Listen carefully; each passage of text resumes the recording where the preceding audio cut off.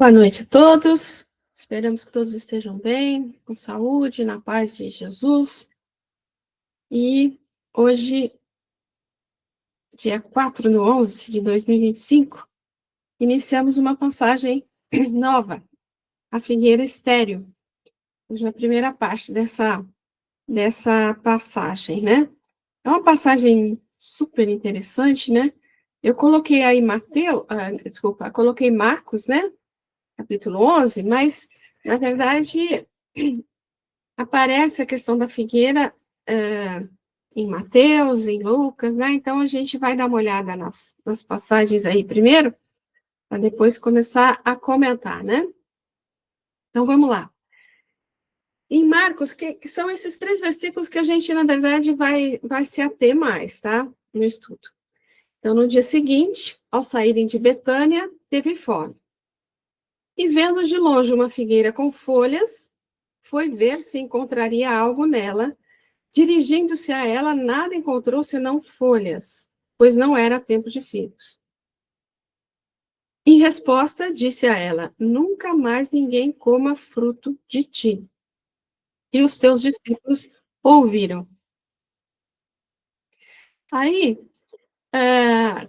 na sequência, aqui está do versículo 12 ao 14, mas na sequência aí desse capítulo de Marcos, no versículo 20, ele prossegue falando da figueira, né? Então, ele prossegue da seguinte maneira: ao raiar do dia, passando no local, viram que a figueira havia secado desde a raiz. E Pedro, lembrando-se do fato, lhe diz: Rabi, eis que a figueira que amaldiçoaste está seca. Em resposta, Jesus lhe diz: tende fé em Deus. Amém vos digo que quem disser a esse monte, sejas tirado e lançado ao mar, e não duvidar no seu coração, mas crer que o que está dizendo acontece, isto será para ele. Por isso vos digo que tudo quanto orardes e pedirdes, crede que o recebeste, e assim será para vós. E quando estiverdes orando, perdoai se tendes algo contra alguém, para que também vosso Pai que está nos céus vos perdoe as vossas transgressões. Mas se não perdoardes, também vosso Pai que está nos céus não vos perdoará as vossas transgressões. Apesar desse trecho estar falando assim praticamente de outro tema, né? Eu coloquei aí porque é a sequência daquele trechinho lá que a gente vai se ater mais, tá? Aí em Mateus, no capítulo 21, ele fala da figueira estéril também. Então, em Mateus, fica assim: ao raiar do dia, voltando para a cidade, teve fome. E vendo uma única figueira no caminho, dirigiu-se a ela e nada encontrou senão folhas. E disse-lhe: Nunca mais nasça fruto de ti. Imediatamente secou-se a figueira. Os discípulos, vendo isso, maravilharam-se, dizendo: Como a figueira secou-se imediatamente? Em resposta, Jesus lhe diz: Amém vos digo que se tiverdes fé e não duvidardes, não somente fareis isso da figueira, mas também se disserdes a esse monte, seja tirado e lançado ao mar, isso acontecerá. E tudo quanto pedirdes na oração, crendo, recebereis. Então, a gente vê que aqui a grande diferença tá que a figueira seca imediatamente e lá a figueira seca no dia seguinte, né? E aí acontece que, vejam, tanto em Marcos quanto em Mateus, é contado como se fosse um fato realmente que aconteceu, tal, né? Aí quando você vai para Lucas, na verdade, é como se fosse outra passagem, né? Aí já não é mais um fato que tem acontecido, é uma parábola. Ele coloca a parábola da figueira infrutífera. E diz assim: dizia essa parábola: alguém tinha uma figueira plantada em sua vinha e, ao vir procurar fruto nela, não encontrou. disse ao vinhateiro: há 3 anos venho procurando fruto nessa figueira e não encontro. Corta-a, porque ainda ocupa inutilmente a terra. Em resposta, ele lhe disse: Senhor, deixai-a ainda este ano, até que eu cave ao redor dela e jogue adubo. Se vier a produzir fruto, bem, caso contrário, a cortarás. Então, a gente vê que é outra questão, né? Fala de uma figueira infrutífera também, mas é como se fosse outra história, né? Mas por que eu coloquei essa daí? Então, vamos voltar um pouquinho aqui, ó, que é realmente o que a gente vai se ater mais, né? Que são esses 3 versículos de Marcos. Então, saiu no dia seguinte, saiu de Betânia e foi. Na verdade, é o seguinte: essa passagem, ela acontece depois daquela passagem que nós já estudamos, inclusive, que é a entrada triunfal de Jesus, né? Ele entra num burrinho e as pessoas todas com galhos lá de palmeira, de plantas lá abanando, né? É aquela entrada de Jesus, a entrada triunfal de Jesus em Jerusalém. Então, ele vai para Jerusalém, porque isso acontece, que a gente viu também quando vimos essa passagem da entrada de Jesus, ela acontece na época da Páscoa, né? Então, Jesus está se dirigindo para Jerusalém por conta da festa da Páscoa. Então, ele vai para Jerusalém, nessa entrada aí, fica um pouco em Jerusalém, depois ele volta para Betânia. Betânia ficava bem próximo de Jerusalém, tipo meia hora de caminhada, e fica na casa de Marta, Maria e Lázaro, né? As 2 irmãs de Lázaro, que a gente sabe que era lá que ele se hospedava todas as vezes que passava por essa região. Então, ele vai para Betânia, e no dia seguinte, posa lá em Betânia, e no dia seguinte, é o que está aí, no dia seguinte sai de Betânia para voltar para Jerusalém, certo? Então, a princípio, a gente tem uma, assim, primeira vista, assim, a gente tem até vamos dizer assim, uma contradição, que não é uma contradição, mas, assim, à primeira vista, sem se aprofundar na simbologia e tal, você vê que uma coisa assim, ele viu a figueira não estava dando frutos, né, não estava dando figos, porque, na verdade, não era tempo de figos, então ela não tinha que dar figos. Mas ele amaldiçoa, ele faz a figueira secar. Então, isso de pronto, assim, parece que já vai contra tudo o que a gente aprende, né, com o evangelho, com a doutrina, lembrando a parábola das ovelhinhas perdidas, né, que nenhuma ovelha se perderá, né. Então, como que ele condena simplesmente, né, uma figueira que não estava que não estava fazendo aquilo que ela não era para fazer naquela época, naquela hora, né? Então, a princípio, parece muito contraditório. Mas a gente vai buscar aí a mensagem que está atrás disso, né? E por que eu ponho essa outra de Lucas aqui, que parece que é uma outra história, e é tida como uma parábola, né? Porque há quem diga, alguns estudiosos dizem que, né, nessa passagem aí da figueira estéril, né, que está relatada em Marcos e Mateus, a gente pode considerar, por conta de haver essa parábola aqui em Lucas, né, a gente pode considerar uma das interpretações, né, gente?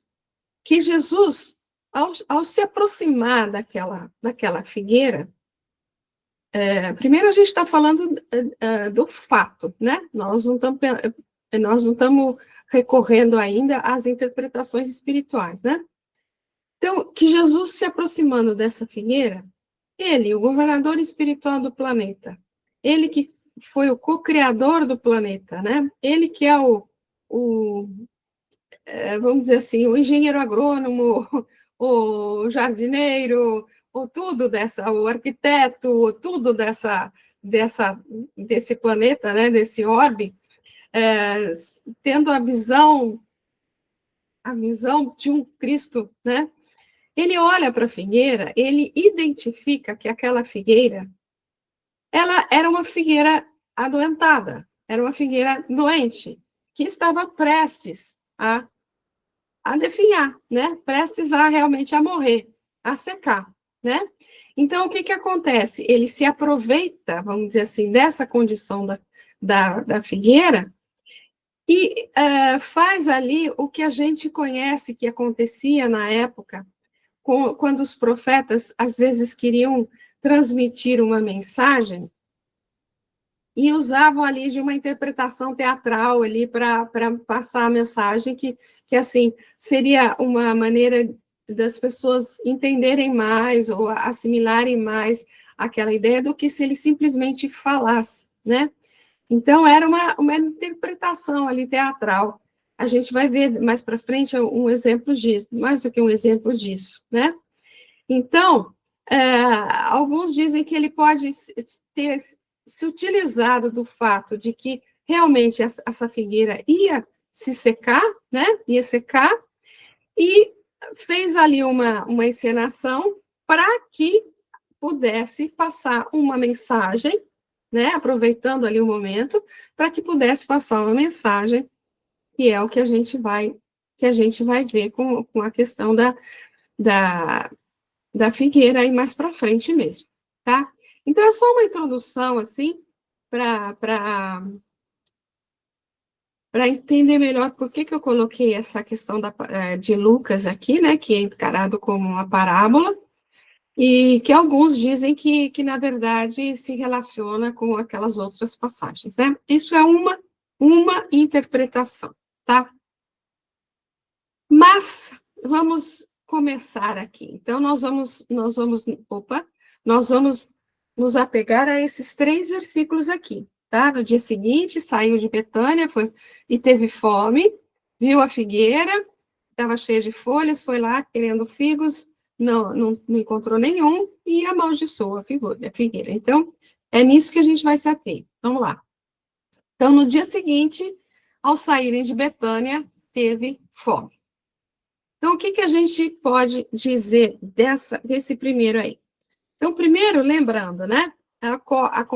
Essa passagem acontece depois da entrada triunfal de Jesus em Jerusalém, por ocasião da Páscoa, né? Ele visita lá o templo em Jerusalém, volta para Betânia, posa lá, fica na casa de Marta, Maria e Lázaro, né? E no dia seguinte, porque Betânia era bem pertinho, e no dia seguinte ele volta para Jerusalém, e é esse momento aí da figueira, né? E o que tem de interessante também essa passagem, o fato dele se deparar com a figueira ali e acontecer isso aí, é interessante porque você pode considerar a manifestação de Jesus ali diante da figueira, tanto com relação a Betânia, de onde ele saiu, vamos dizer assim, como com relação para onde ele vai. Ele sai de Betânia, né, que como está aí na última linha, né, que o sentido dela, né, era casa de aflição, casa dos pobres, casa dos figos e casa dos aflitos, né. Ele tanto pode estar se relacionando a Betânia, como a gente pode entender que ele está falando, porque ele está diante de Jerusalém, é como se ele estivesse diante de Israel, é como se ele estivesse diante de toda a população, todo o povo hebreu, né? Então, com relação a Betânia, olha, alguns estudiosos, baseados em evidências históricas e linguísticas, afirmam que Betânia possuía uma casa de acolhimento aos pobres e doentes. Funcionaria como um centro de apoio aos peregrinos que se dirigiam a Jerusalém, em especial nas datas festivas como a Páscoa, quando Jerusalém estava abarrotada de pessoas, né? Então, nessas grandes festas aí, o povo todo se dirigia para Jerusalém, né? Então, a cidade ficava repleta mesmo de peregrinos, né?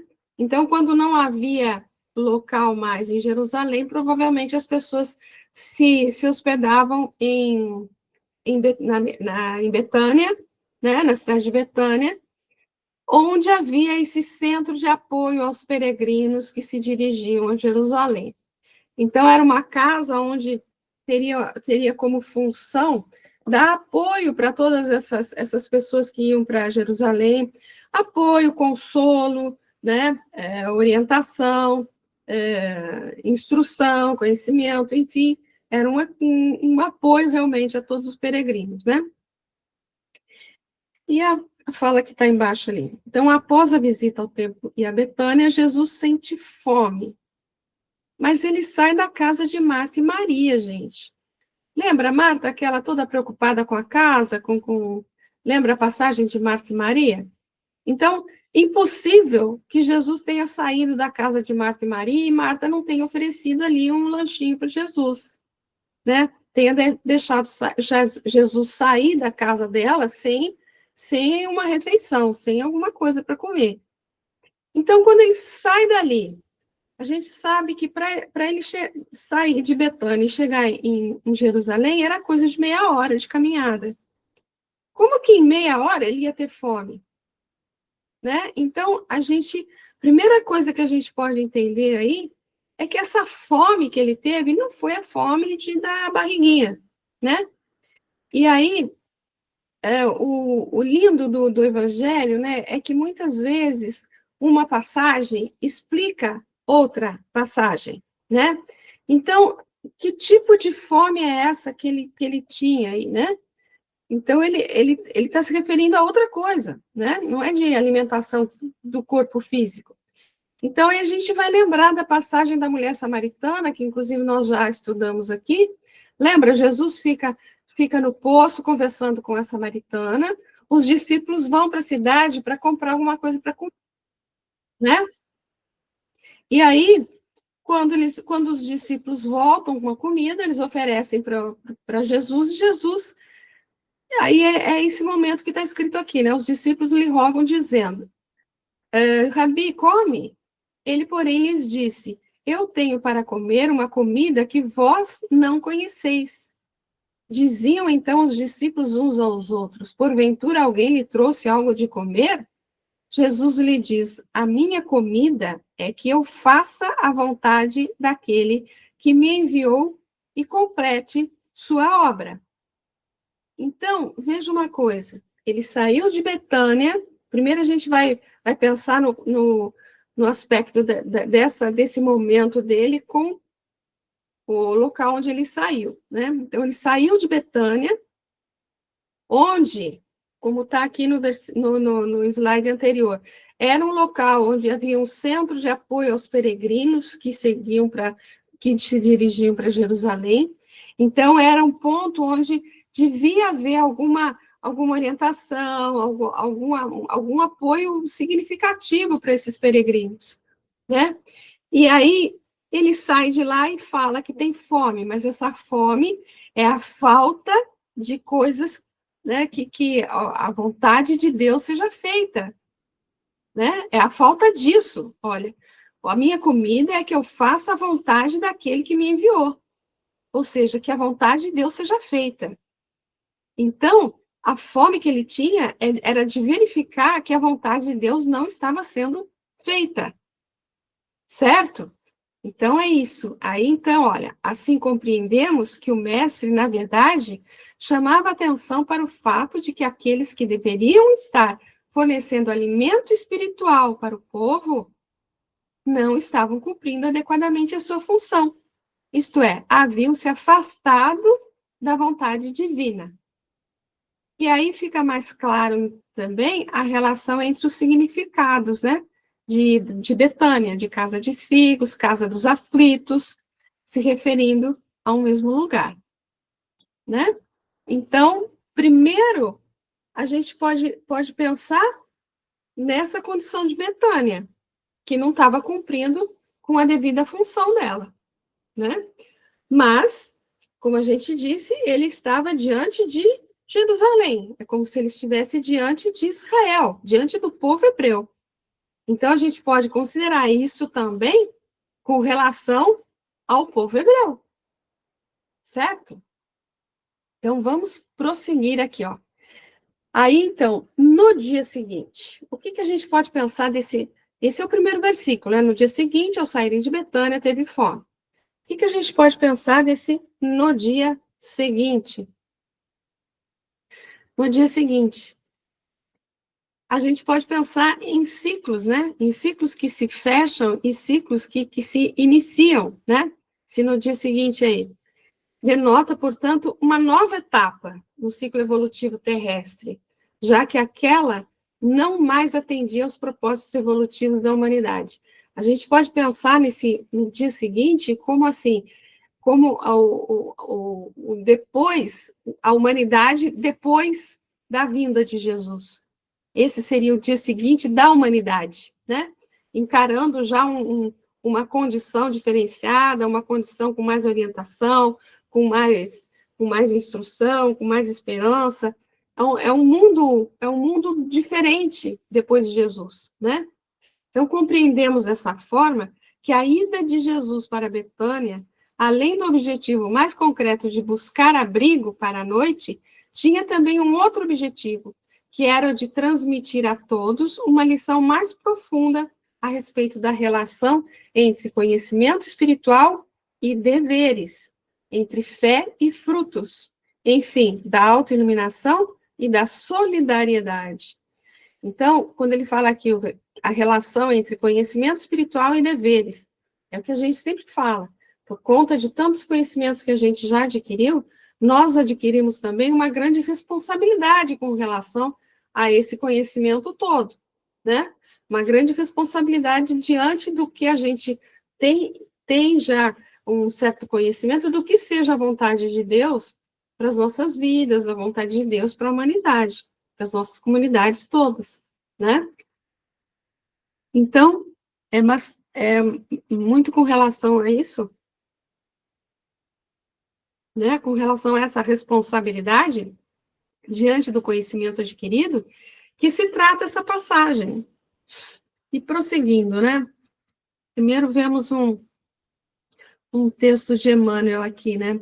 Porque quando a gente fala em conhecimento espiritual e deveres, quando a gente fala na responsabilidade que nós adquirimos por conta de toda a orientação que nós já tivemos aí ao longo da nossa existência, dessa existência e das anteriores também, né? Que com certeza não é a primeira vez que nós nos deparamos com o Evangelho do Cristo, né? Então, veja um texto do Emmanuel, no sentido de nós devemos no sentido da nossa responsabilidade com relação a tudo que nos rodeia, né? E ele comenta, na verdade, um versículo de Paulo, que está em Romanos, que diz, nós devemos, é o título, e o versículo é, eu sou devedor tanto a gregos como a bárbaros, tanto a sábios como a ignorantes. Então, vamos ver o que Emmanuel fala aí. De que natureza seria o débito de Paulo, quando sabemos que o doutor dos gentios foi humilde tecelão para ganhar o sustento próprio até o fim de sua passagem apostólica, sem ser pesado a ninguém? A gente sabe, né, pelo Paulo Estevão, que para onde ele ia, ele fazia o trabalho de tecelão para ganhar um dinheirinho dele, né, e não ficar pedindo auxílio lá nas casas, Casa do Caminho, enfim. Sua afirmativa, no entanto, constitui lição de elevada substância para todos os espíritos que receberam alguma coisa das verdades poderosas e eternas. Aí nós já podemos nos incluir aí, né? Quem alcançou a felicidade de compreender o ensinamento do Cristo ou de seus emissários, recebe um sagrado depósito de valores imortais. E é justo que quem saiba se constitua em devedor de quem ignora. Quem tenha se reconheça como devedor de quem não possua. No ato de ensinar ou de proporcionar, reside, porém, uma das grandes situações desse mecanismo de realização do pagamento.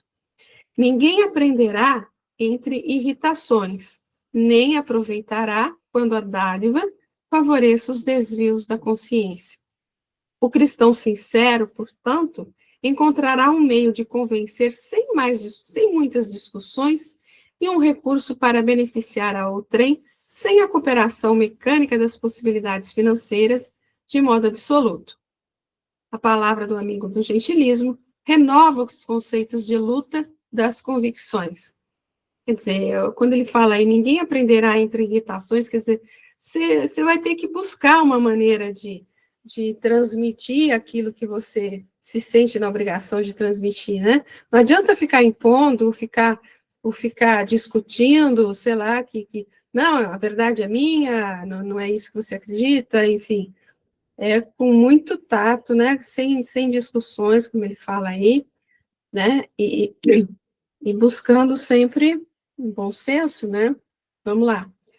Dentro de seu quadro, Nero não mais seria apontado como perseguidor dos mártires, mas como necessitado da luz que os mártires cristãos possuíam. Essa é uma consoladora verdade que encherá a alma dos aprendizes fiéis de compreensões generosas.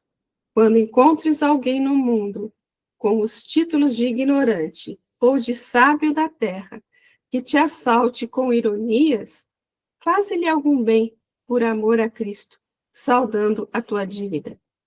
E, além de tudo, considera a tua felicidade, porque podes seguir a Jesus, enquanto o infeliz ainda permanece no mundo da sombra, no mundo da sombra. Emmanuel. Algum comentário?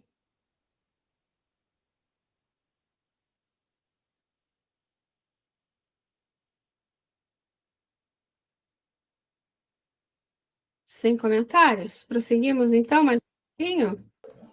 Pode falar, Zezé. Boa noite, pessoal. Desculpa o atraso, viu? E eu queria comentar, porque está assim, bem fresquinho, né? Nós acabamos de estudar o capítulo 11 do livro Libertação, e lá fala de um dos casos que o benfeitor ele vai à casa, né, de um médium que utiliza, né, do recurso da cobrança dos seus poderes, né, mediúnicos, e por conta disso não tem muita cobertura espiritual, e ele mostra alguns casos graves que aparecem, né, e um dos casos que tem é de um homem que tinha sido funcionário público, não sei se vocês lembram disso, e ele impunha a disciplina com os funcionários relapsos, né? E era com o poder do verbo bem ríspido, tal, porque ele queria impor aquela disciplina de trabalho, daquilo que tinha que ser feito, tal. Por conta disso, ele estava impregnado de vibrações dessas pessoas que, diante da sua atitude, né, não o perdoaram e não o compreenderam, né? Então, eles estavam armando uma cilada para que ele fosse operado, e nessa cirurgia, então, ele ir a óbito, né?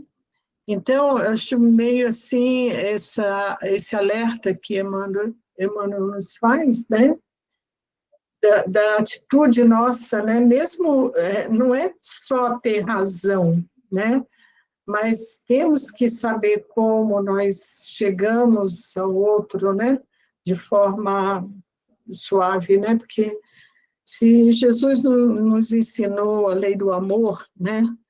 Até nessas situações nós temos que tentar o máximo possível atenuar as palavras, o modo de falar, tentar resolver da forma mais amena possível, né?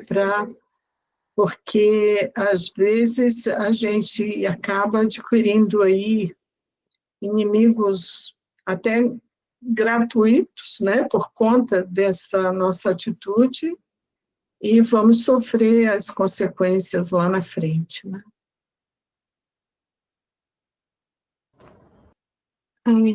Muito, opa, desculpa.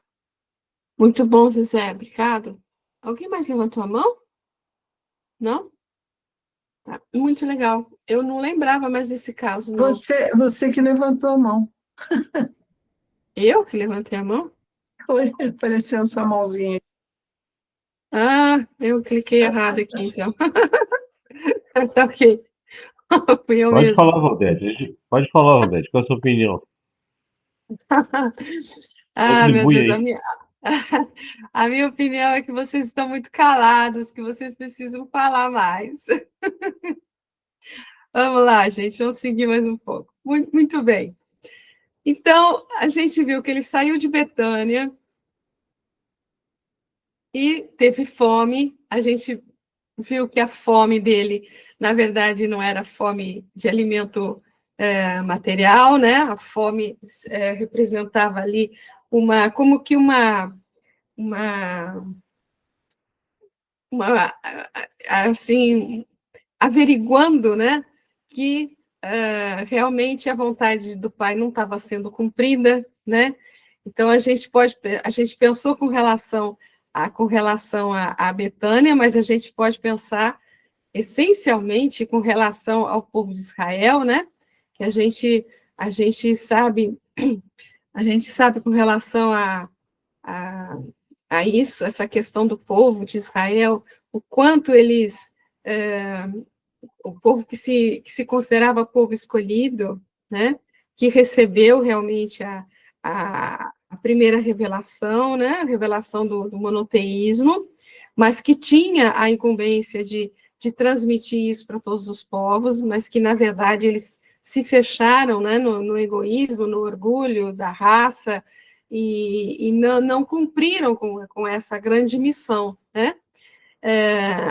E até na época de Jesus, a gente vê tantas vezes no Evangelho, Jesus aí criticando fariseus, sacerdotes, né, por conta de, como a gente até trabalhou tanto, por exemplo, na carta, quando a gente estava estudando a carta aos Gálatas, né, que Paulo falava tanto da essência do Evangelho, e não das questões exteriores, como lavar a mão, como circuncisão, e holocaustos, oferendas, né, e tantas outras coisas que eles faziam, né, então eles se apegaram mais às questões exteriores, e esqueceram a essência do Evangelho, né. Então, é essa a condição aí de Jesus diante da figueira, né? Porque, na verdade, a figueira era o símbolo de Israel, né? Então, a figueira pode representar ali o povo hebreu todo, né? Muito bem. Então, vamos pensar um pouquinho nesse segundo aí. E vendo de longe uma figueira com folhas, foi ver se encontraria algo nela. Dirigindo-se a ela, nada encontrou senão folhas, pois não era tempo de figos. Então, tem muita coisa aí para a gente observar. A primeira coisa que a gente pode observar desse trecho aí é que o comecinho ali, e vendo de longe uma figueira, vendo de longe, ou seja, vendo assim, sem aprofundamento.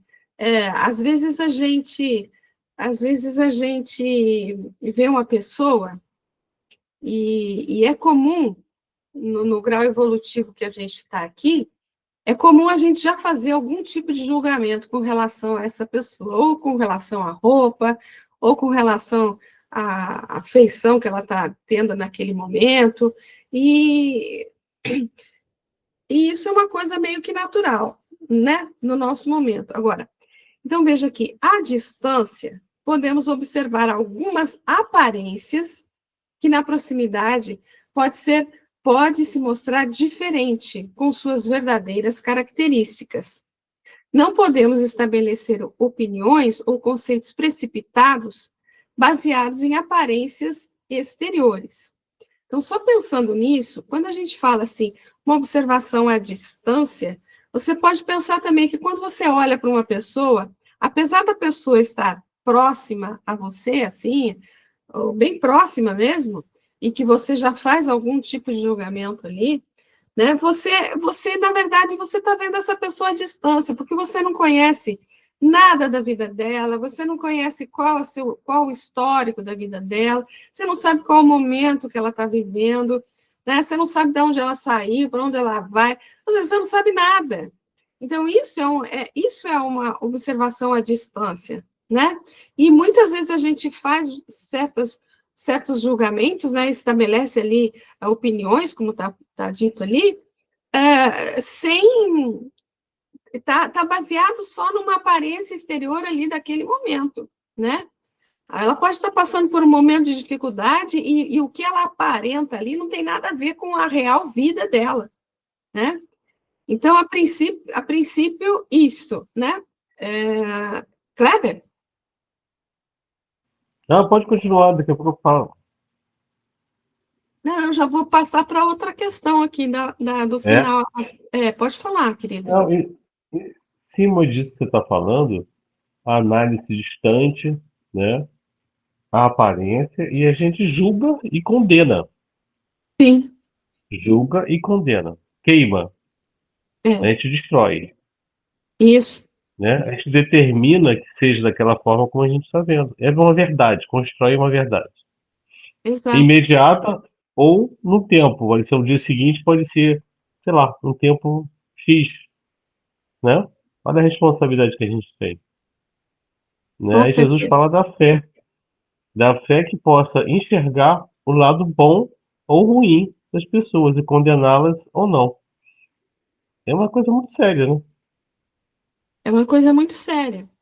É lógico que ainda faz muito parte do nosso momento espiritual aqui, né? A gente é quase que automático essa coisa de você olhar para uma pessoa e já estabelecer uma opinião, assim, né?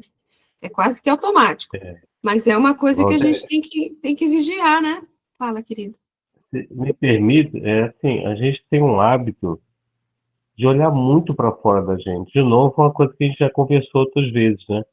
O hábito de olhar para fora, É, não olhar para dentro de nós. A gente isso, vem fugindo desse autoencontro, né?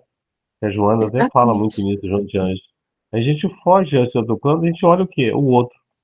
Condena o Uhum. outro, julga o outro, projeta as nossas deficiências no outro, nossas falhas. É um processo, acho que é muito antigo, né? Acho que desde que o homem é homem, né? Essa questão automática de olhar para fora e É, julgar.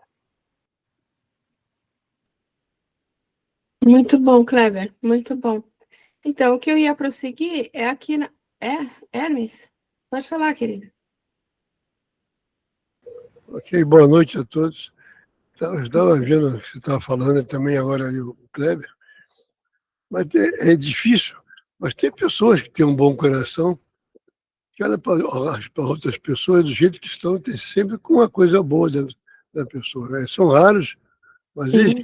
existe pessoas que vê a gente, está conversando até com uma pessoa que é mau alimento mesmo, mas eles viam, parece que vê alguma coisa de boa, como se todos nós tivéssemos alguma coisinha boa, né? Que está camuflado, a gente não quer olhar. Então, a gente vê que dá a impressão que a gente julga as pessoas, até que o Kleber deu a entender isso, que a gente julga as pessoas pelo que nós somos. Se a gente tivesse um bom coração, todo mundo é bom. O próprio mundo, talvez, né? A vida nos leva a pensar dessa forma. A gente vê tanta maldade que acaba vendo maldade em tudo, né? Até no bem a gente vê maldade. Tanta maldade que a gente vê. Mas se a pessoa se educar, é uma questão de educação, né? De transformação própria. A gente vê, pô, o que manda ali, eu já vi isso. Eu dizia para mim, mas camarada não vale nada. Eu digo, mas por que ele vale? Ele tem que ter alguma coisa de bom, não é totalmente ruim. Então a gente só vê o lado negativo, que é o lado negativo que também pertence a nós. A gente joga em cima do outro. Isso que eu queria falar. Obrigado. É a nossa jornada, né? O nosso propósito de ter amor no coração, para a gente entender que todos somos filhos de Deus, né? E que seja lá o que for a condição do próximo que tá diante da gente, a gente deveria amá-lo, né?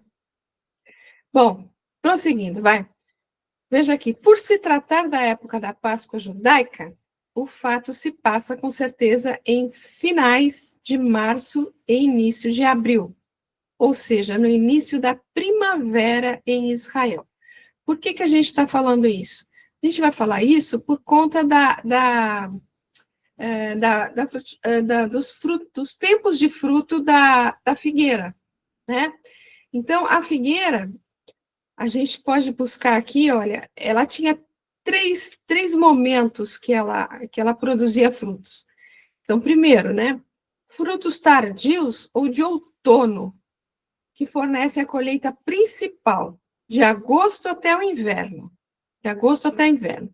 Outra fase são os figos verdes ou de inverno, os quais, não tendo tido tempo de amadurecer, passam o inverno nos ramos e ficam vermelhos ao primeiro sinal da primavera, ainda que permaneçam pequenos, e podem ser derrubados ao menor sopro de vento.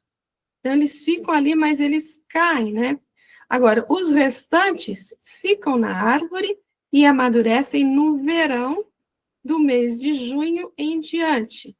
Então, esses últimos aqui é a terceira fase, né? São os primeiros figos maduros, na verdade. Muito procurados por causa de sua frescura e sabor delicioso. Isso significa, portanto, que as figueiras saudáveis produziam fruto durante 10 meses por ano. E Jesus, evidentemente, esperava encontrar figos verdes na árvore que amaldiçoou. Mas veja uma coisa, a figueira, então, dava figos 10 meses ao ano, mas não em abril, que era a época que ele estava passando ali. E será que Jesus não sabia disso? Obviamente que ele sabia disso, né? Então, por isso que a gente fala que essa mensagem, essa passagem, né? A gente não pode pensar no fato, na questão factual, né? Mas pensar na mensagem que ela pode estar trazendo. Não é isso? Alguém levantou a mão de novo? Kleber, você levantou a mão de novo? Não? Está esquecido aí? Não. Está esquecido aí, então. Tá bom. Então é isso, né? Será que Jesus não sabia? Obviamente que Jesus sabia, né, dessa condição. Por isso que a gente tem que interpretar aí o sentido dele estar procurando, né? Como se ele estivesse, assim, chegando no momento de aferição, né? Ele veio para fazer aferição do que estava acontecendo com aquele povo, né, na verdade.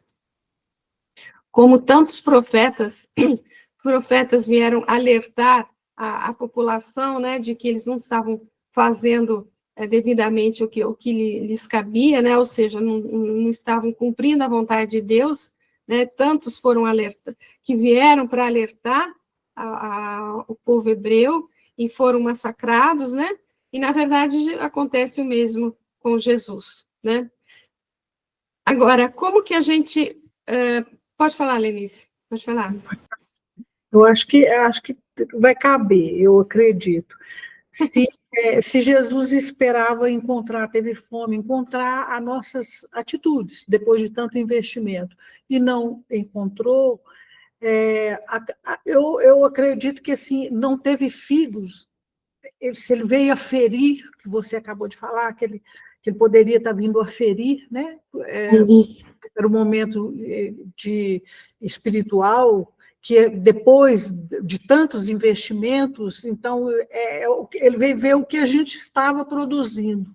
E a gente sempre dá desculpa, continuando a dar desculpa, né? Não é tempo de figos, não é tempo, eu não consigo perdoar ainda, eu não consigo dar um passo para... Ontem nós fizemos um estudo aqui, né, do nosso NEP, daqui de Três Marias, e as pessoas simplesmente falam assim, mas está muito distante, está muito difícil, a gente sabe disso, mas ele está mostrando para a gente como se faz. Então, e a gente está sempre se desculpando. Não é tempo, eu não consigo perdoar, eu não consigo mostrar serviço, porque eu estou doente, ou por isso, ou por aquilo outro. A gente está sempre sem frutos, sem frutos. Exato, muito bem lembrado. Então, porque quando ele fala não há tempo de frutos, a gente pode entender, como, seguindo o teu raciocínio, né? A gente costuma dizer, né? Cada um tem seu tempo, né? De aprender, cada seu tempo de renascer, né? Então, assim, não chegou o tempo ainda daquele povo de realmente dar os frutos que eles deviam fornecer, né? E tem outra coisa também, né, que a gente pode encarar, que é dito também que a gente pode encarar essa figueira como, assim, uma figueira, poderia ser uma figueira temporã, né, temporã é aquela árvore que dá fruto fora do tempo, né? Então, a gente vê também em alguns estudos aí que uma figueira, às vezes ela podia estar, por exemplo, ao lado de um riacho, né?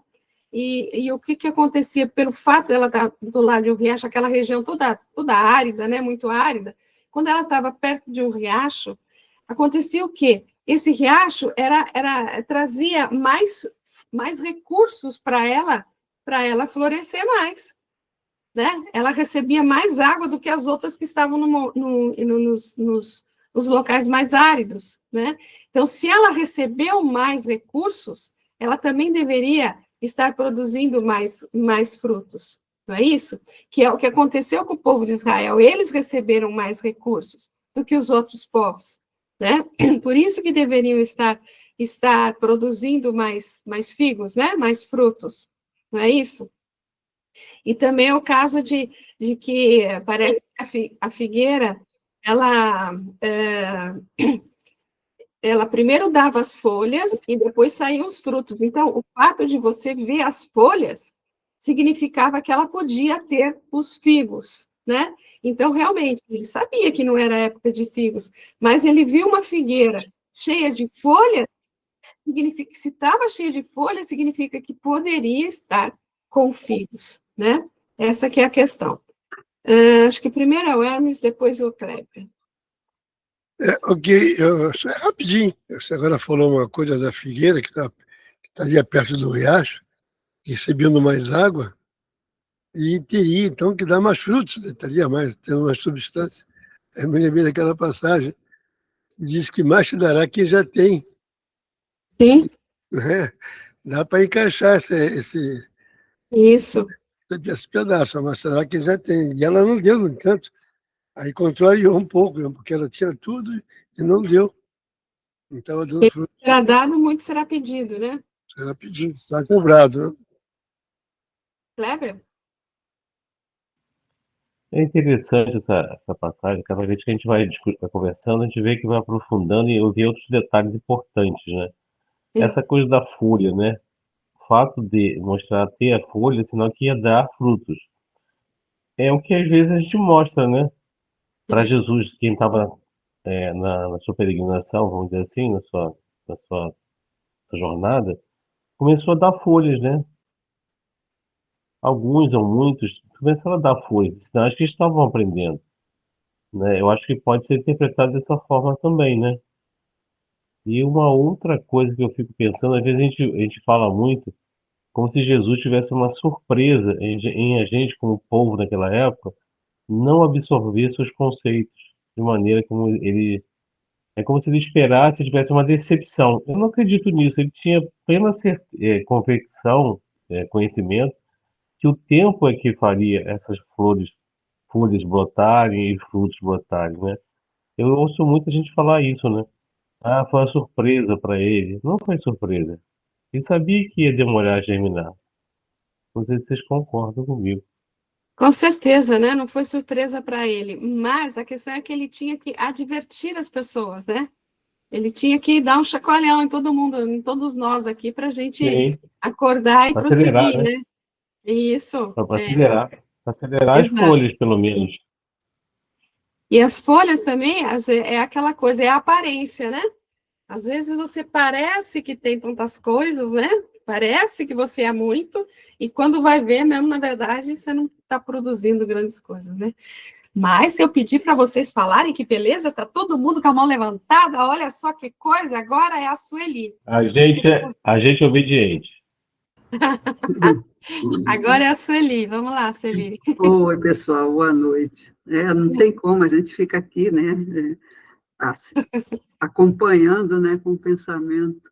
Eu lembrei, eu não sei exatamente onde eu li, se foi até no Evangelho, mas essa questão, né, dessa parábola aí, dessa figueira, né, esse simbolismo, né, no sentido de que nós, né, como falou, eles foram preparados, né, eles tinham tudo para dar, eles estavam naquela situação que foram os primeiros que conservaram, né, a crença no Deus único, e tinha toda esse riacho por perto, né, essa seiva aí que eles absorveram.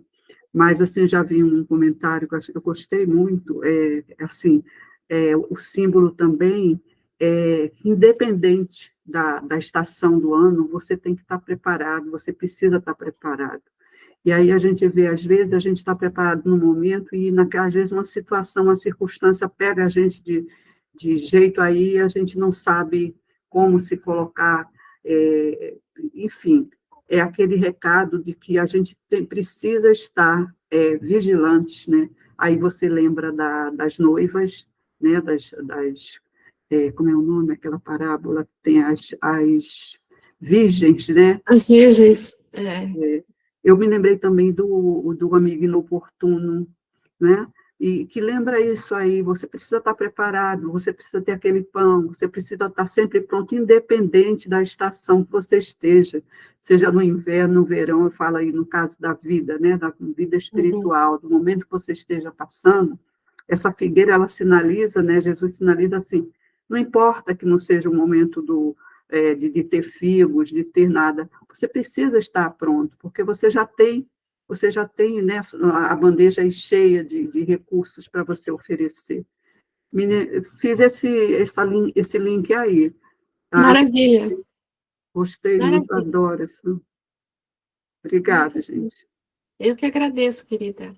Agora acho que é o Hermes. É só um pouquinho de botânica. Jesus também era botânico. Ele sabia que as folhas não dão fruto. Ele podia estar cheio de folha, mas para dar fruto tem que ter a flor, né? É do orvalho da flor que dá fruto. Então ele sabia disso. É mais uma colaboração que ele usou a árvore para fazer alguma coisa diferente, para mostrar algo. Ele sabia que está cheio de folhas, mas ele sabia que não tinha fruto. Era isso aí. Lenise? A Sueli, foi a Sueli mesmo, né? Ela falou tão bem, acho que era na mesma linha, então é só assim, agora uma pincelada, né? O cristão, quando ele está desperto mesmo, ele não tem tempo para frutificar, né? O amor, ele floresce mesmo quando a gente está com dor, porque o serviço da estação é constante, é todo dia, toda hora, né? Então, a gente precisa pegar na charrua e dar frutos, frutificar como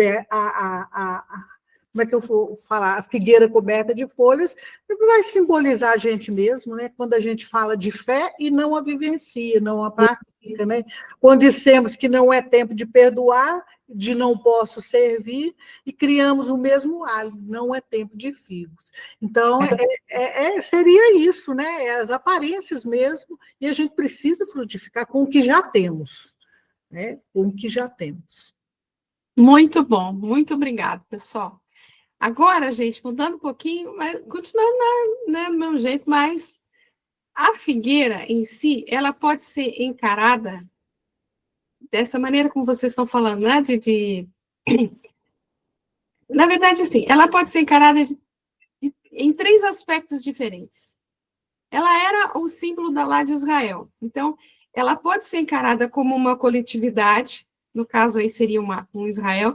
Ela pode ser encarada como uma individualidade, como vocês estavam falando, nós mesmos que temos que estar, né, dispostos e prontos para agir e para servir, né?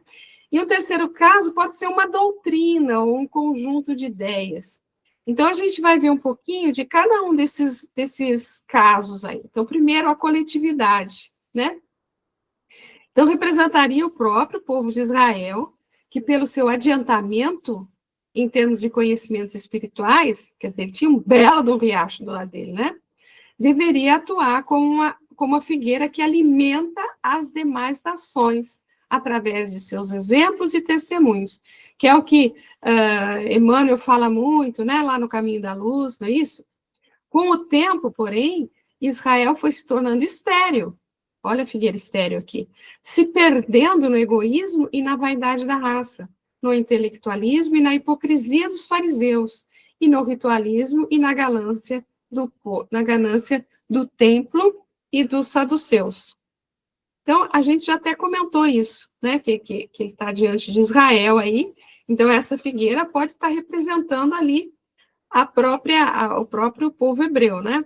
E aí algumas referências nas escrituras, né? Olha, achei a Israel como uvas no deserto, vi a vossos pais como a fruta temporã da figueira, no seu princípio, mas eles foram para Baal, né, que é um deus lá deles, né, e se consagraram a essa vergonha, e se tornaram abomináveis como aquilo que amaram.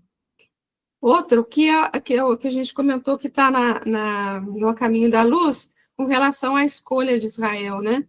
E que Jesus escolhe Israel.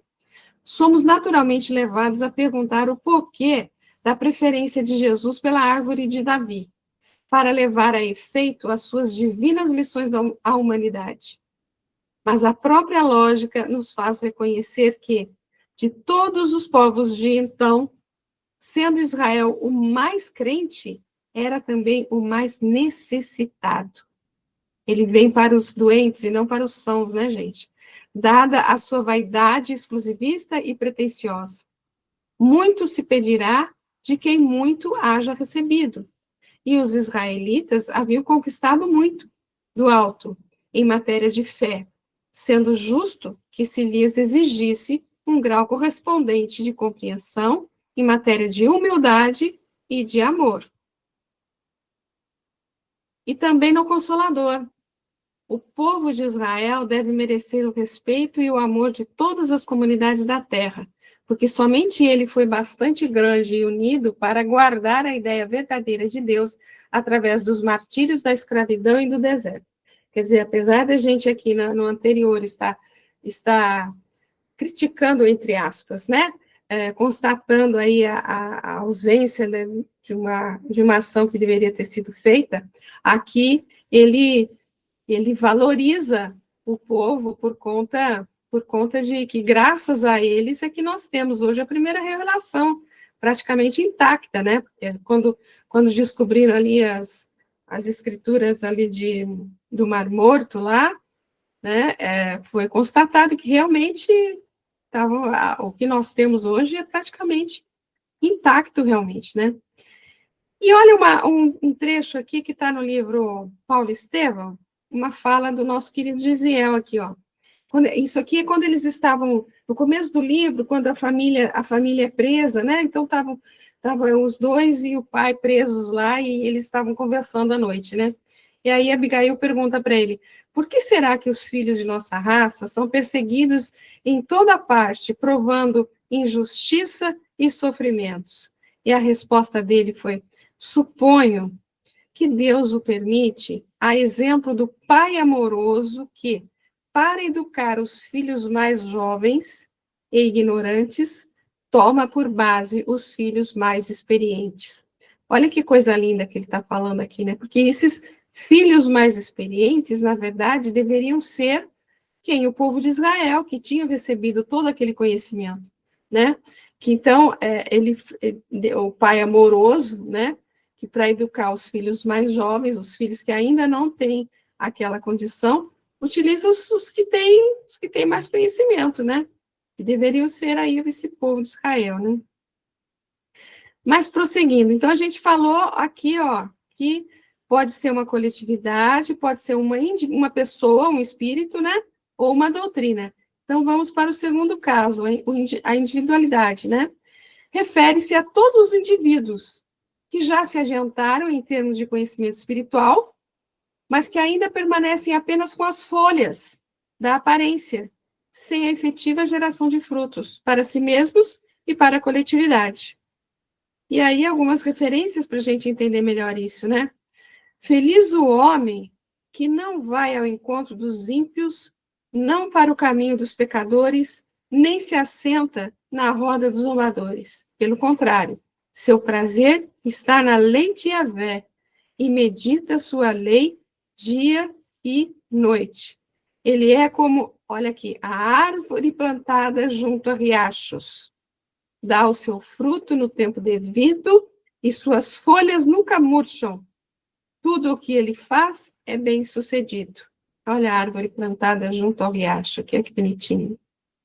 E outra coisa em Lucas, pois não há árvore boa produzindo fruto deteriorado. Por outro lado, nem árvore deteriorada produzindo fruto bom. Pois cada árvore é conhecida a partir do próprio fruto.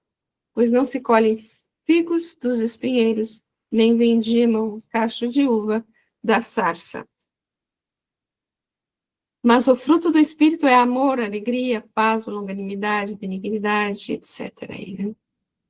Então, veja, uma fala de Kardec sobre a figueira, né, que está no Evangelho, capítulo 19.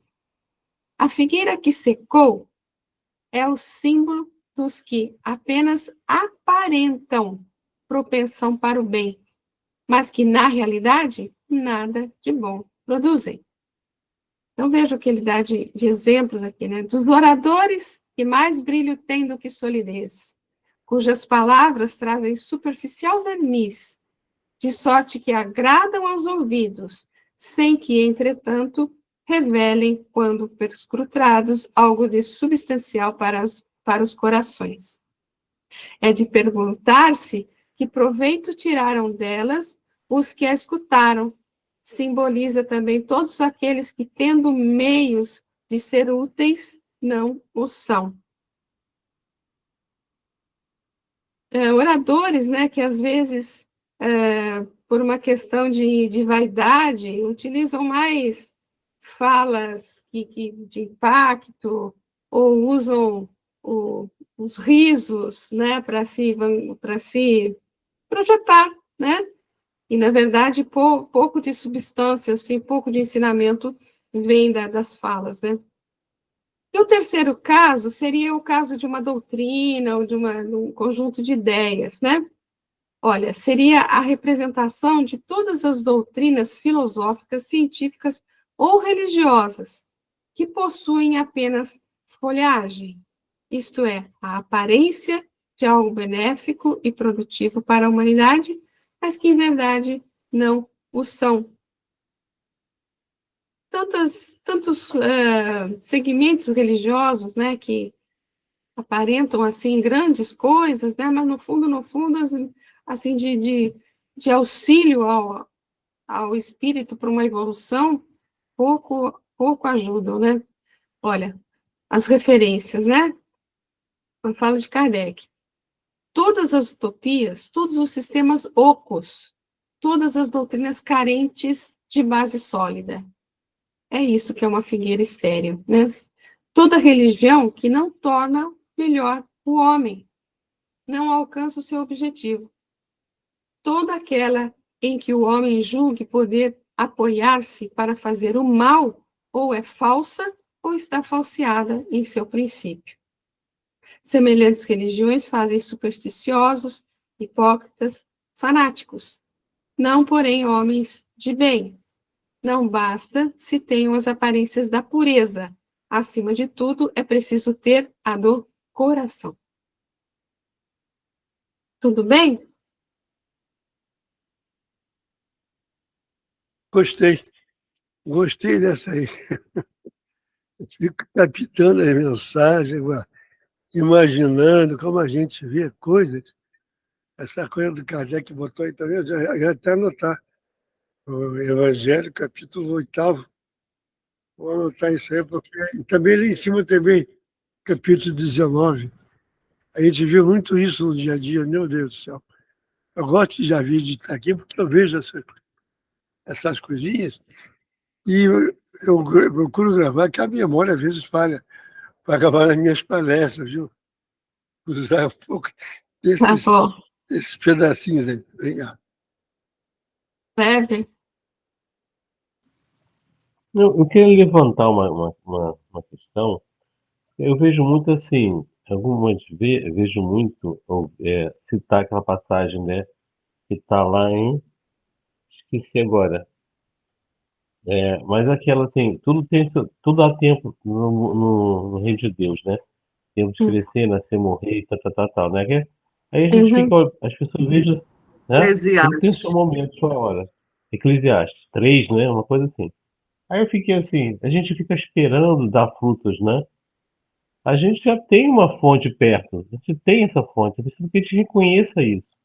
A gente já tem condição de dar alguns frutos. Agora, a gente vai dar, a hora a gente vai dar 80, 60 por um, 80 por um, 100 por um.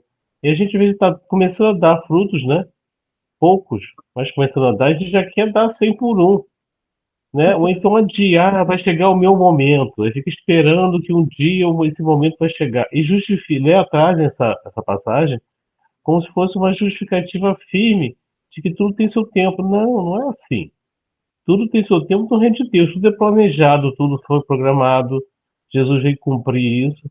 Agora depende de cada um fazer seus esforços, né? De Uhum. beber mais seriamente nas fontes, né? E não ficar dando desculpa. E também não ficar no derrotismo. Porque tem gente que fala assim, eu sou incapaz de fazer frutos, eu não consigo fazer nada. Claro que pode. Rega um pouco mais. A gente consegue, sim, a gente já tem coisa boa. A gente pode começar a dar, Consegue sim, mesmo que poucos frutos, não é? com certeza, com Isso não certeza, está, Kleber. isso não cai na segunda parte aí da individualidade, Kleber? Oi? Não entendi. Não está, Não, aí, se voltar o slide anterior, está dentro da individualidade, né? Estava é, isso, no grupo individual e na doutrina, isso, né? é, Aham, sim. isso, muito bom. Zezé? Dentro do que o Kleber está comentando, né, é bem aquilo, né, porque nós devemos florescer onde Deus nos planta, né? E É. muitas vezes nós negamos isso, né? A gente acha que tem que buscar fora do nosso lar aquilo que a gente vai fazer, a gente esquece que ali onde nós estamos, nós temos que dar frutos, né?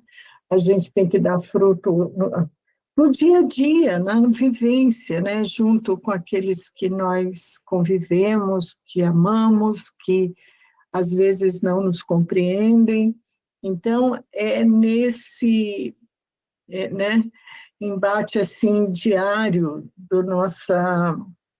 com nossa família, com amigos e companheiros de vida, de jornada, que nós devemos florescer, onde Deus nos planta. E a gente quer dar fruto lá na China, lá não sei aonde, né? Porque a gente acha que lá é mais bonito. Lá, né, vai dar mais ibope, né?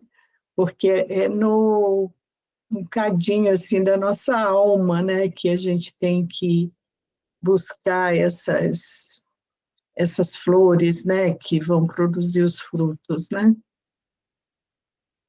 Isso é o que eu queria comentar.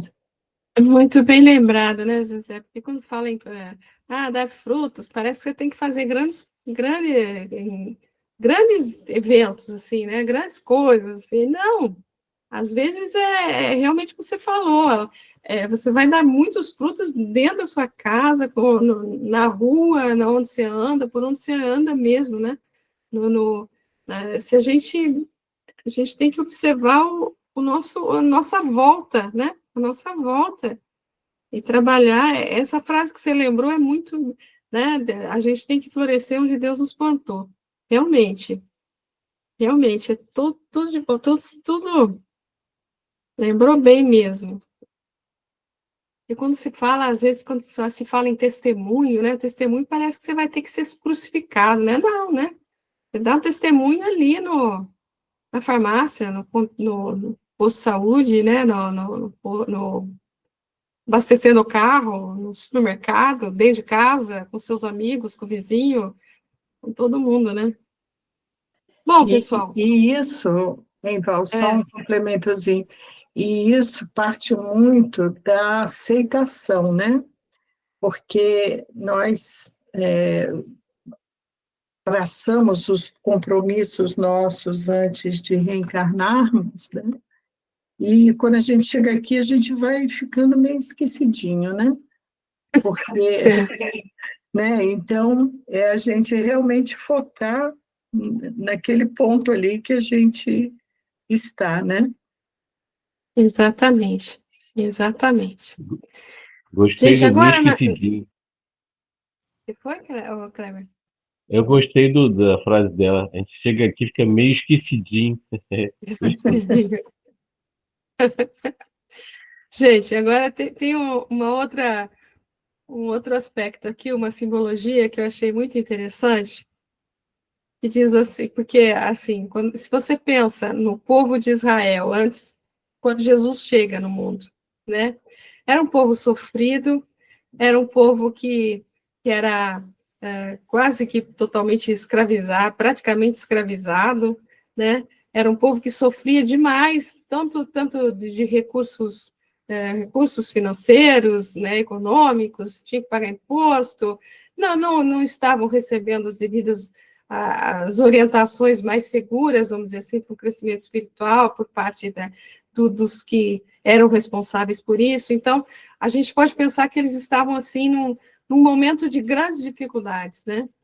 E um momento de grandes dificuldades, quando a gente chegou a falar de estações do ano aqui, a gente pode pensar no inverno, né? Inverno que é um momento de grandes privações, né?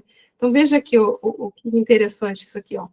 O tempo em questão definia a transição entre uma época de maiores privações, como o inverno, e a entrada de uma nova época de maior abundância, como a primavera. Era o momento que ele passou ali na figueira, né? Era o momento que ia começar a primavera. Era justamente nesse tempo que o povo tinha maior necessidade de suprimento, o que não estava sendo cumprido por aqueles que tinham essa tarefa. Simbolicamente, o Cristo delimita, com sua vinda à Terra, o fim de um inverno moral e espiritual da humanidade, abrindo caminho para uma nova primavera, lançando as sementes da árvore fecunda do cristianismo. Eu achei muito bonita essa comparação, né? Esse simbolismo aí, essa relação que é feita com o momento que ele está passando ali, que era o fim do inverno e começo da primavera, com a vinda dele para a Terra, né? Simbolizando aí, como fala, um inverno moral e espiritual da humanidade ali, né? E ele vindo trazer aí a esperança, as sementes como diz aí, as sementes da árvore fecunda do cristianismo, que vinha trazer esperança, entendimento, compreensão, né? E, acima de tudo, esperança, né? E entendimento. Achei muito interessante essa relação aí. E aí, tem uma fala de Kardec, abandonando de toda a idolatria, sobre o povo hebreu, né? Abandonando de toda a idolatria, os judeus desprezaram a lei moral para se aferrarem ao mais fácil, a prática do culto exterior. O mal chegara ao cúmulo. A nação, além de escravizada, era esfacelada pelas facções e dividida pelas seitas. A incredulidade atingira mesmo o santuário. Foi então que apareceu Jesus, enviado para os chamar à observância da lei e para lhes rasgar os horizontes novos da vida futura. Dos primeiros a ser convidados para o grande banquete da fé universal, que é o povo hebreu, né? Eles repeliram a palavra do Messias celeste e o imolaram. Perderam, assim, o fruto que teriam colhido da iniciativa que lhes coubera. Fora, contudo, injusto acusar-se o povo inteiro de tal estado de coisas. A responsabilidade tocava principalmente aos fariseus e saduceus, que sacrificaram a nação por efeito do orgulho e do fanatismo de uns e pela incredulidade dos outros. Seguindo ainda, aí aqui ele pensando mais na sequência aí da história da humanidade, né? Mais tarde, após um novo inverno moral e espiritual, porque depois de Jesus a gente deturpou tudo, a gente passou por uma inquisição, a gente, né? O esquecimento foi total, como disse a Zezé, não foi só esquecidinho, não, né? Todo mundo esqueceu realmente. Mais tarde, após um novo inverno moral e espiritual da humanidade, o Espiritismo vem iniciar uma nova primavera, renovando a árvore do cristianismo e proporcionando novamente os frutos capazes de saciar a necessidade espiritual da multidão. Os médios, em essencial, são a representação dessas árvores frutíferas, cuja tarefa é alimentar aqueles que peregrinam pela experiência terrestre.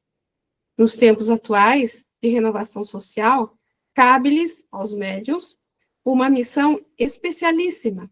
São árvores destinadas a fornecer alimento espiritual a seus irmãos. Multiplicam-se em número para que abunde o alimento. Então, ele fez essa comparação, né, entre no momento que Jesus passa pela figueira, comparando a história da humanidade, né, antes dele e depois dele, e aqui o Kardec compara depois, né, na sequência da nossa história da humanidade, né, que nós deturpamos tudo de novo, né, passamos por um novo inverno, e o Espiritismo veio para trazer uma nova primavera para a gente. Eu achei muito, muito linda isso aí. E gente, para finalizar, tem um texto aqui, que está no Evangelho segundo o Espiritismo. É um texto um pouquinho longo, gente, mas eu achei um texto muito lindo, muito interessante para a gente colocar aqui, porque a gente está falando da questão, lembra, do terceiro aspecto da figueira, né, como uma doutrina que pode se representar a figueira, né? Então, veja aqui, ó. Nem todos os que me dizem Senhor, Senhor, entrarão no reino dos céus, mas somente aqueles que fazem a vontade de meu Pai que está nos céus. Lembra quando a gente falou no comecinho sobre a fome de Jesus? A fome de Jesus era fazer a vontade do Pai, né? Então, vamos lá. Escutai essa palavra do Mestre, todos vós que repelis a doutrina espírita como obra do demônio. Abri os ouvidos, que é chegado o momento de ouvir. Será bastante trazer o livro do Senhor para ser-se fiel servidor seu? Bastará dizer, sou cristão, para que alguém seja um seguidor do Cristo? Olha a folhagem só aí, né? Procurai os verdadeiros cristãos e os reconhecereis pelas suas obras. Uma árvore boa não pode dar maus frutos, nem uma árvore má pode dar frutos bons. Toda árvore que não dá bons frutos é cortada e lançada ao fogo. São do Mestre essas palavras. Discípulos do Cristo, compreendei-as bem.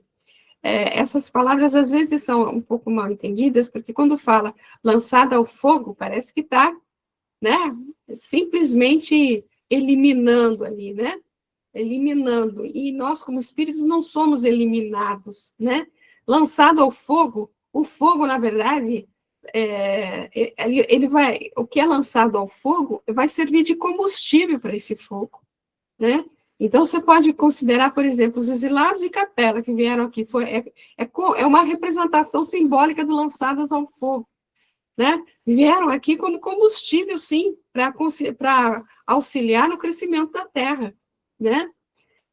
Seguindo, que frutos deve dar a árvore do cristianismo, árvore possante, cujos ramos frondosos cobrem com sua sombra uma parte do mundo, mas que ainda não abrigam todos os que hão de grudar em torno dela? Os da árvore da vida são frutos de vida, de esperança e de fé. O cristianismo, qual o fizeram há muitos séculos, continua a pregar essas virtudes divinas, esforça-se por espalhar seus frutos, mas quão poucos os colhem. A árvore é boa sempre, porém maus são os jardineiros. Entenderam de moldá-la pelas suas ideias e talhá-la de acordo com as suas necessidades.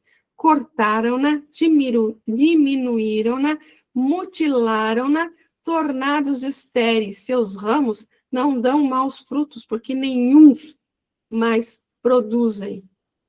Isso daí tem muito a ver com quanto estão modificando a essência da doutrina, né?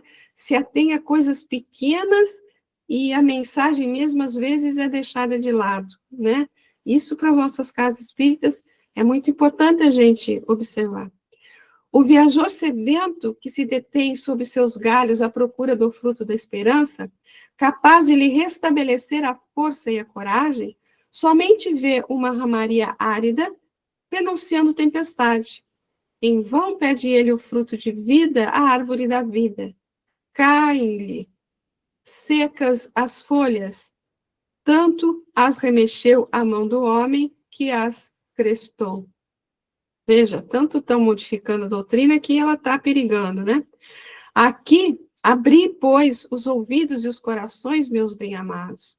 Cultivai essa árvore da vida, cujos frutos dão a vida eterna. Aquele que a plantou vos concita a tratá-la com amor, e ainda vereis dar com abundância seus frutos divinos. Conservai-a, tal como Cristo vô-la entregou, não a mutileis. Ela quer estender a sua sombra imensa sobre o universo.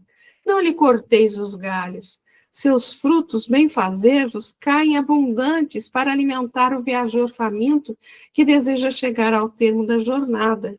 Não amontoeis esses frutos para os armazenar e deixar apodrecer, a fim de que a ninguém sirvam. Ai, a gente lembra da questão de, por exemplo, distribuição de cesta básica, distribuição de cobertor, que tantas vezes é assim, tão limitado por regras, né? Muitos são os chamados e poucos os escolhidos. É que há assambarcadores do pão da vida, como usar do pão material. Não sejais do número deles. A árvore que dá bons frutos tem que os dar para todos. E depois procurar os que estão famintos. Levai-os para debaixo da fronte da árvore e partilhai com eles do abrigo que ela oferece. Opa!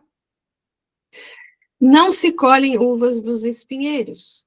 Meus irmãos, afastai-vos dos que vos chamam para vos apresentar as sarças do caminho. Segui os que vos conduzem à sombra da árvore da vida. O divino Salvador, o justo por excelência, disse, e suas palavras não passarão.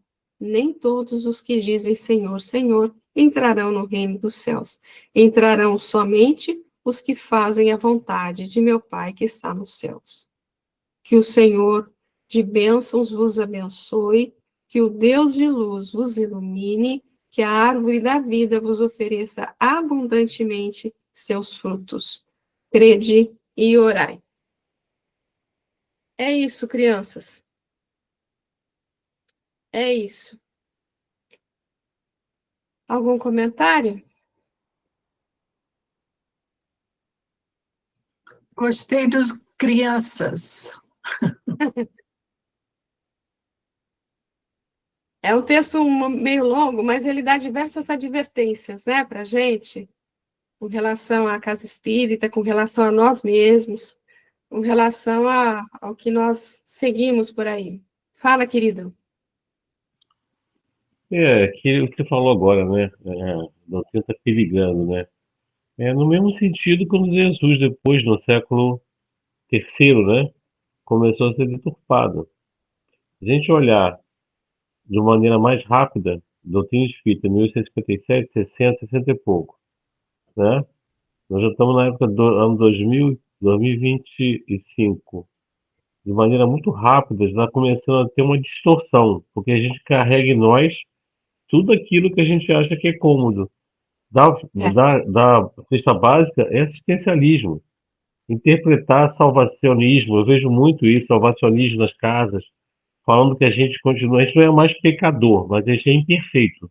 Ah, eu sou imperfeito. Você está falando de Jesus. As pessoas não olham o seu potencial e ficam se acomodando. E esse século agora da superficialidade faz a gente fazer isso.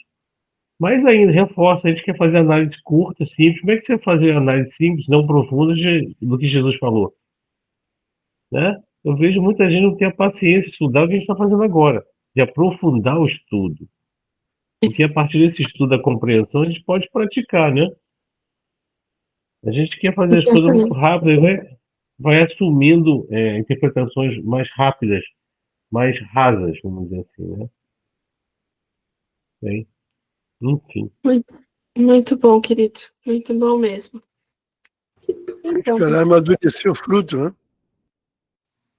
Esperar amadurecer o fruto. Comer o fruto verde não dá certo. Mas para amadurecer esse fruto, a gente tem que beber mais na fonte, né? Ficar mais, continuar plantado perto do rio, não é? fala, Lenise. Só um pedacinho, Valdete.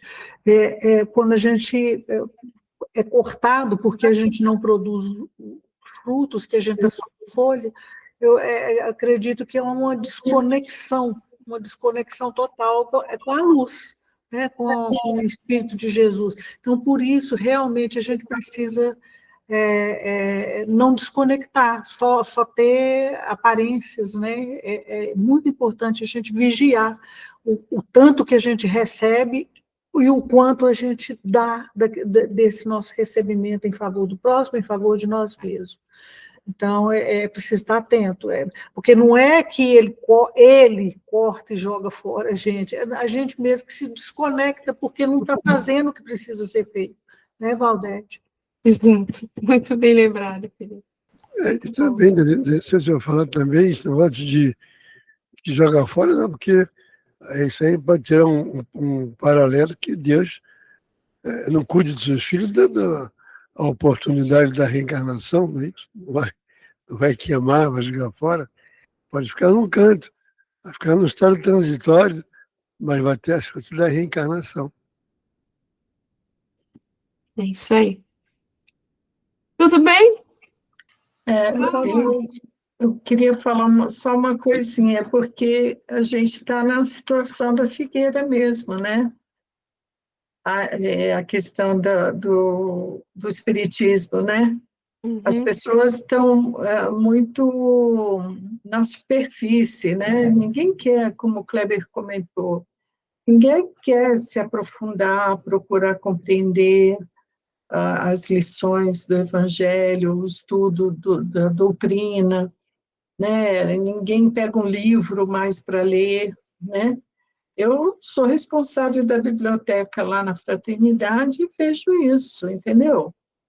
É triste de ver a riqueza que a gente tem de literatura, né? E as pessoas não buscam, por mais que você fale, aconselhe e tal, elas preferem ouvir o que o outro está falando, não querem fazer curso, é muito tempo, né?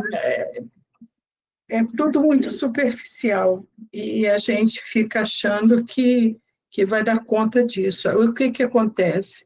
Vai passando o tempo, o que a gente deixa para o que está vindo atrás de nós? E essa que é a questão, né? O que nós vamos deixar? Né? Exato. Uma geração totalmente desconectada, né, do livro, da leitura, do estudo, séria coisa. Deus é mais. Seríssima coisa. Rose, você ia falar alguma coisa? Eu ia falar, mas nós já estamos bem acelerado aqui, né? Já passamos bastante do tempo. Sem Mas eu problema. estava pensando assim comigo, né? Que quais os sentimentos, né, Valdete, que nos movimenta em tudo isso que a lição nos faz refletir, né? Que sentimentos que têm me movimentado nessas ações que eu desenvolvo lá na casa, que eu desenvolvo junto da minha família, o que realmente eu quero para mim, né? o que eu posso fazer por mim para que eu possa também poder auxiliar o outro. Porque quando a gente estuda um pouquinho, quando a gente começa a refletir sobre as coisas, você fala, eu vou passar para o outro isso aqui que eu compreendi, né? Então, parece que a gente tem um interesse muito grande de passar para o outro, mas não é passar para o outro, é dentro de mim. Que provocação me fez para que eu possa contribuir de forma melhor, né? Jesus espera isso de nós, e nós ficamos reproduzindo sempre as coisas. Eu aprendi isso, então isso aqui agora eu vou passar para o outro. Não é vou passar para o outro, né? Eu tenho que ser exemplo, eu tenho que fazer junto com ele, né? E muitas vezes eu percebo assim que as pessoas, elas chegam totalmente desorientadas, né? Você sabe que às vezes eu tenho mais dificuldade com esses que se dizem letrados, né? Que são os que têm grandes conhecimentos. Às vezes eu fico desconcertada, falo, mas, meu Deus, será que ele não compreendeu? Mas aí vem o que a nossa amiga falou, né? Nós estamos aqui num processo de encarnação, reencarnação, justamente para que a gente possa ir refazendo esse percurso, né? Então, eu trabalho, eu quero entender melhor, e aí, quanto mais eu quero entender melhor, mais eu sinto que ainda estou faltando, né? Que eu preciso melhorar, para que o outro que está do meu lado também melhore, né? Eu não sei se eu consegui ser clara para você, mas para vocês, né? Mas é esse sentimento que me passa. Eu tenho que desenvolver esse sentimento em mim. É ação, é sentido, tem que sair de dentro de mim, não é de fora para dentro. Mas é o que está dentro de mim, né? Que eu vou. Porque falar bem. Nossa, como você fez uma palestra, acho que já foi falado aqui outro dia, como você fala bem, como você consegue, sim, falar para o outro É fácil. é fácil. Agora, o quanto de mim que eu tenho que me esforçar, né? O quanto que eu tenho que me esforçar, o quanto que eu tenho que dar, né? De mim mesma. É isso que me preocupa às vezes, mas quando eu quero perder a paciência, né, que eu acho que eu já estou muito atrasada, estou na quinta geração, aí, quinta idade, sei lá o quê, aí eu penso, não, vamos continuar, ainda é tempo, sempre dá tempo. Jesus está comigo, eu vou conseguir. É isso, gente, eu adoro ficar aqui ouvindo vocês o tempo todo, e refletindo o quanto me falta ainda fazer essas conquistas. É todos nós, né, Rose? Mas é Falta muito todo- bom. Obrigada a todos, que a gente aprende cada dia um pouquinho mais. Quando acaba, a gente sente falta. Eu ficaria muito mais tempo. Essa parábola, Obrigado por compartilhar com a gente, Rose. Isso, obrigado mesmo. essa parábola convida a nossa autorreflexão sobre como estamos utilizando as nossas oportunidades de aprendizado e crescimento, né? A autorreflexão. A Rose está lá no nosso grupo do Anália Franca também, né, Rose? A hora que ela abre a boca, é isso aí. Muita reflexão boa, né? Gostosa de ouvir. Eu acho que me falta memória. Acho que, como dizia o seu Hermes aqui, eu gostaria de poder gravar, registrar tudo isso, assim, sabe? Me falta essa memória para, assim, acessar tudo isso, né? Mas é o que a gente pode fazer, né, Valdete? É o que nós podemos oferecer de nós agora, é isso. Eu queria conhecer esse seu Hermes aí. Quem é esse seu Hermes? Eu cheguei, olha, gente, assim, é o que a gente pode fazer realmente. Então, é a parábola dos talentos, né? A gente faz aquilo que a gente tem condição de fazer, e tem que ficar feliz com aquilo que a gente consegue fazer, né? Porque nós somos o que somos graças ao que a gente já recebeu, graças ao riacho que está passando aqui do lado da minha figueira, né? E esse riacho, ele é poderoso, esse riacho chama-se Jesus, né? Então, a gente faz o que pode, dá os figuinhos que dá para oferecer hoje, mas é por isso que a gente conta com a reencarnação, que a gente vai melhorando a cada vinda para cá, né? É lógico que a gente tem que se esforçar sempre, e é o que a gente está fazendo aqui, né? Tentando aprender, tentando se conhecer, né? Porque para falar para o outro, como você falou, né? Para falar é fácil, fazer palestra é fácil, o problema é vivenciar tudo aquilo que a gente fala, né?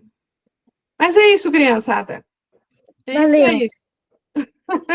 Obrigada. Então tá. Então, encerramos por aqui hoje, e se Deus assim o permitir, semana que vem a gente está de volta, prosseguindo aí, quem sabe terminando a passagem da Figueira Estéreo, tá bom? Grande beijo no coração de todos, fiquem com Deus e até a próxima semana.